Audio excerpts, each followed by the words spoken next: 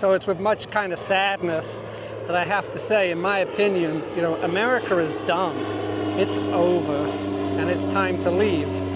So anybody that's kind of been following my channel sees that I'm doing a little bit of traveling, but maybe they don't know why. So the reason is, as I just said, in my opinion, America is done, and it's time to get out of here.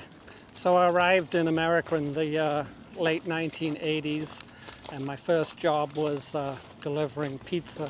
I remember back then, there was a guy a couple of years older than me. He was also delivering pizza. And from that single job, evening job, delivering pizza, he had a small house, he had a mortgage, he had 2 children, had a wife, and in the afternoon he was able to go to art school, try to improve his life. And I've seen over the last 35 years living here how that accessibility to what might be called the American dream has completely evaporated. So I understand why most Americans are upset and why most Americans are angry. But I see America as a very angry and divided and bitter place. One of the really big problems I'm having with the country is this political division. So it's not a matter of which political party, which political side you're on, but more the idea that if you don't agree with my opinion, that you're anti-American, that you're the enemy within.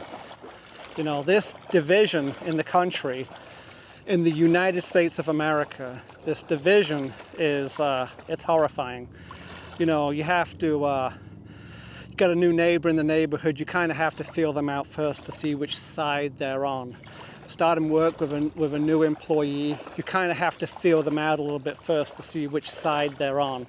There's no looking at an alternate opinion and saying, oh, well, that's just an alternate opinion. I know in your heart of hearts you have what's best for this country in mind. I just think you're a little misled, and this is my alternate idea.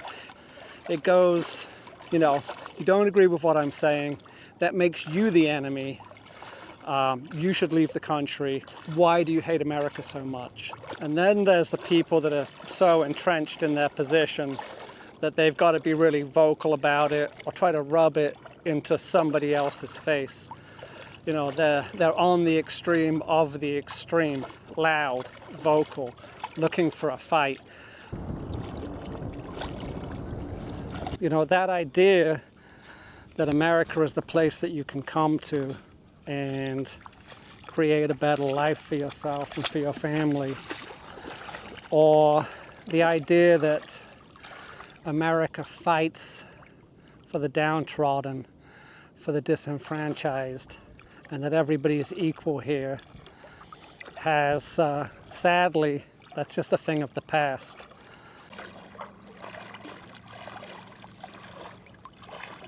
The American people have been tricked and duped by huge corporations, telling you, hey, it's time to eat McDonald's, or it's good to have Coca-Cola with breakfast.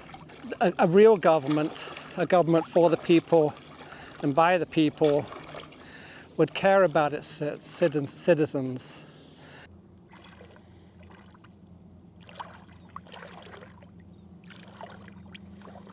So I've had an amazing life in America. I can say that I have lived the American dream. I arrived here in the late 1980s with about $20 in my pocket. I made a life for myself here. I've had an amazing time. But slowly and surely over the last probably 7 to 10 years, I've been getting more and more turned off to the American experience. And I'm looking for something else, something new, something different. And I think America is done. It's time for me to move on. And I'm sure there's a bunch of Americans out there that are going to say, good, move yourself on, motherfucker. But, it's not with glee and joy that I say these things. As I say, America was amazing for me, has been amazing for me. It's made my life. I've met the most interesting and unique people here. I've had the most amazing life here. I've had the opportunity to buy a home, build a family, have a business, become somewhat wealthy. But I don't think those opportunities are available for many Americans anymore. And I think that's a sad thing. Things have changed here, and not for the better. I am an American citizen, and I'm proud of that. America had a long and proud tradition of counterculture. In fact, during the citizenship classes that we all went through, it was one of the things that was drummed into us over and over again. Those things that we needed to learn. We needed to learn about Martin Luther King. We needed to learn about the Vietnam War. We needed to learn about Rosa Parks. We needed to learn about the freedom of the slaves. We needed to learn about equality for all people, how no one's above the law, and how we're all created equal. And it just doesn't seem that way anymore. It's very sad that America's lost that. And what I find even sadder is I meet Americans that kind of agree with what I have to say. Obviously not all of them, but they're all angry about something. They all feel like they've lost something. And I understand why they're angry. What I find extremely sad is that a lot of Americans are just kind of holding on in there, thinking that life's going to change, that all of a sudden life's going to get better. A new administration, a new government, that this is just a little blip on the radar, and that it's going to get back to the American dream any time now. Well, to those people I say, don't hold your breath, because if you do, you're just going to turn blue. It's time to move on. If you have the opportunity to move, I suggest you do. You're not going to buy a house here. You're not going to have the white picket fence. That's going to be reserved for just the special few. Again, if a government cared about its citizens more than it cared about its corporations, it wouldn't allow trusts and funds to buy up huge swaths of the American housing. It's obvious what's going to happen when you've got huge, neighborhoods being bought up by investment companies like BlackRock. Why aren't you being protected from that? The reason you're not being protected from that is the government doesn't give a shit about you. Why aren't you being protected from these predatory practices? Because your government doesn't give a shit about you. It's on the side of the corporations, and they don't give a shit about you. Unless you're a shareholder, then, they are interested in giving you a few dollars in return for you selling out your lifestyle, for you selling out your children's lifestyle, for selling out your ability to eat fresh, local, healthy foods that aren't poisoned with antibiotics and steroids and hormones.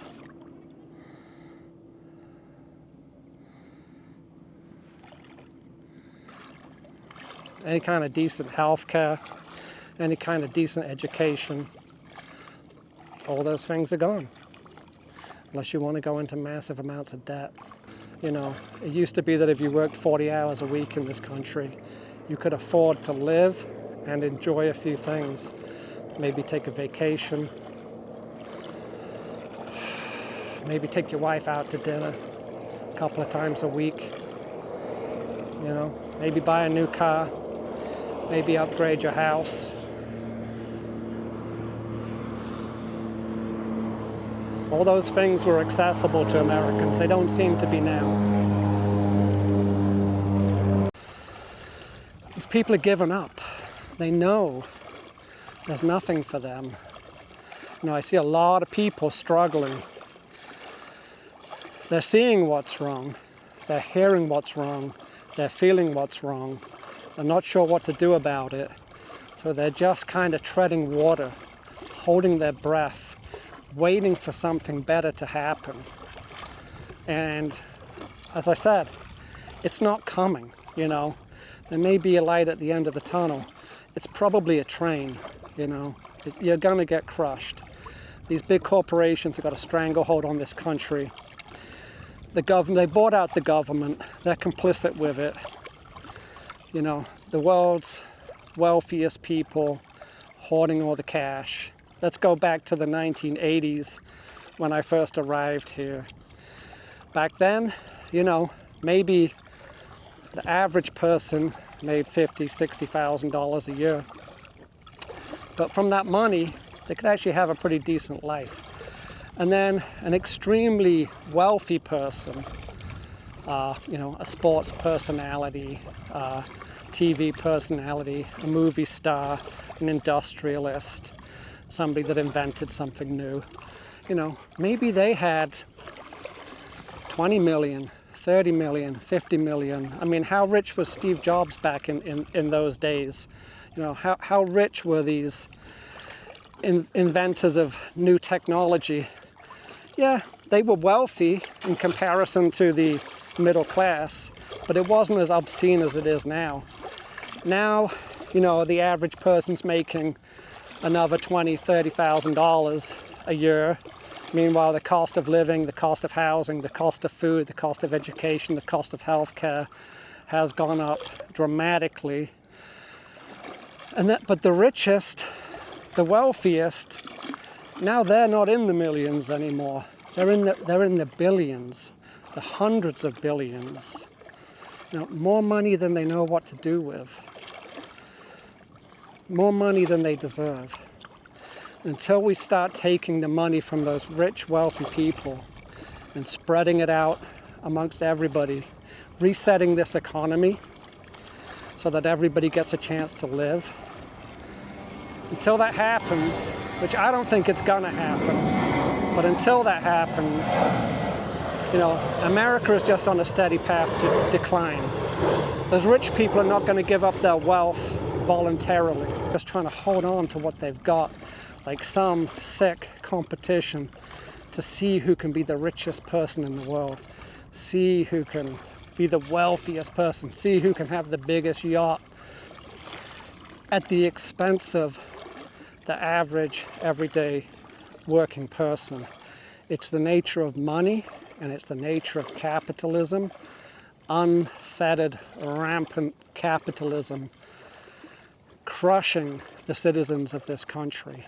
Providing the country with health care would be the downfall of the whole economy, or educating the children for a reasonable price would be the end of civilization as we know it. What it would really mean is certain corporations wouldn't make as huge profits as they do now. That's all it would mean, you know? Oh, there's a shark down there.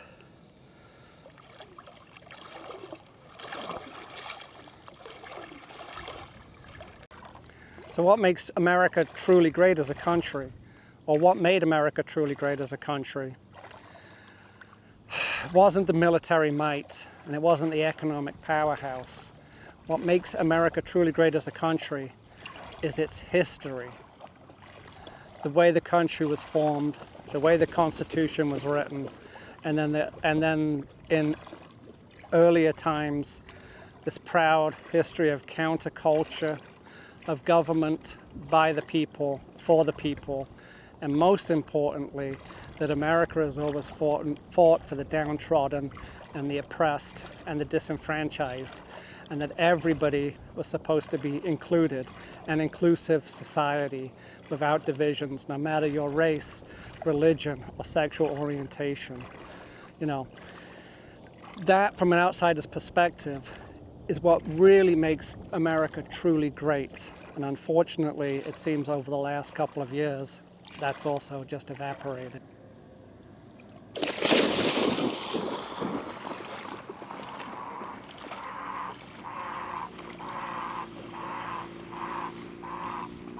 So over the course of the next year or so, I'm going to sell my house, sell all my possessions, close my business, get my beautiful dog and my amazing wife, I should say my amazing dog and my beautiful wife, and we're going to head out on a new adventure. Between now and then, I'm going to travel as much as possible.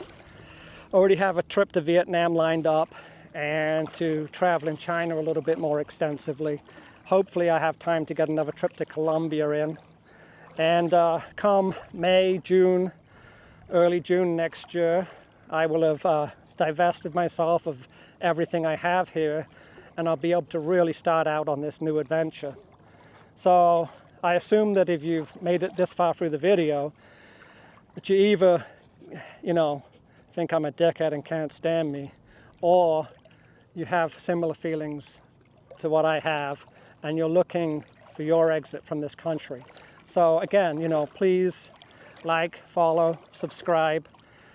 The worst that can happen is that you can learn a lot from all the mistakes I'm about to make. Let's do this.